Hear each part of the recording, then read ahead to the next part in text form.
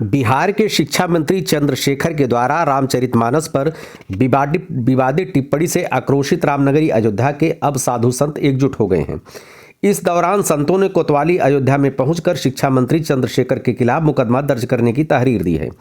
इस तहरीर में चंद्रशेखर के खिलाफ रामचरितमानस पर अपमानजनक टिप्पणी करने का आरोप लगाया गया है। मंत्री के खिलाफ कानून के अनुसार मुकदमा दर्ज कर कार्रवाई करने का अनुरोध किया गया है। वहीं नया घाट खाका चौक के महंत परशुराम दास और संत मानस दास ने कहा कि हम लोगों ने आज अयोध्या थाना कोतवाली में तहरीर दी है। बिहार के शिक्षा मंत्री चंद्रशेखर ने रामचरितमानस पर अभद्रता की है, हमारे ग्रंथों के ऊपर, हमारे सनातन संस्कृति के ऊपर अभद्र टिप्पणी की है। मैं बिहार सरकार से मांग करता हूं कि तत्काल शिक्षा मंत्री से इस्तीफा लिया जाए। उन्होंने कहा कि हमारे सनातन धर्म पर लोग बहुत कुछ कहते हैं, इससे संत समाज का आक्रोश चरम पर है। संत समाज जागरूक हो गया है। अब कोई भी अभद्र टिप्पणी करने वाले से पहले किसी को भी सोचना पड़ेगा। हालांकि मुकदमा दर्ज नहीं हुआ है।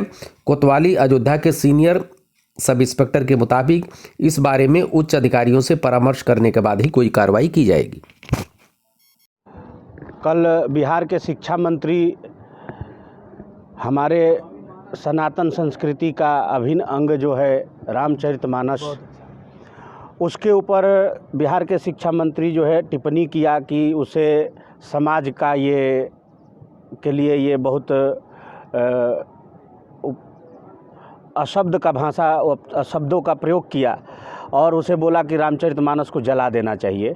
तो हम सब इसीलिए हमारा संत समाज मिलके गया कोतवाली में, नगर कोतवाली अयोध्या जी में हम लोगों ने FIR दर्ज करने के लिए प्रशासन से आग्रह किया है कि जल्द से जल्द FIR दर्ज हो और जो ज़्यादा से ज़्यादा जो उचित कार्रवाई हो उसको करे। और बिहार के नीतीश सरकार से हम लोगों ने मांग किया है कि ऐसे शिक्षा मंत्रियों को तत्काल मंत्री पद से बर्खास्त करे और कड़ी से कड़ी सज़ा दिलाए, नहीं तो हम सब इसके लिए समय आने पर उग्र आंदोलन भी कर सकते हैं। हम सब इसी के लिए तो हम लोग तहरीर देने गए कोतवाली, नगर कोतवाली में हम सब आज तहरीर दे के आए हैं। और यदि प्रशासन, नीतीश सरकार यदि इस पे नहीं कार्रवाई करती है तो हमारा संत समाज मिलके जो उचित होगा हम सब इसके लिए आंदोलन भी करने को तैयार है। क्योंकि हम सब के रामचरितमानस हम सबों के सब कुछ है। राम जी यानी सर्वस्व, उससे कुछ बड़ा हो ही नहीं सकता है। और उस हमारे आराध्य देव का टिप्पणी कोई करे, ये हम लोगों से बर्दाश्त नहीं होगा।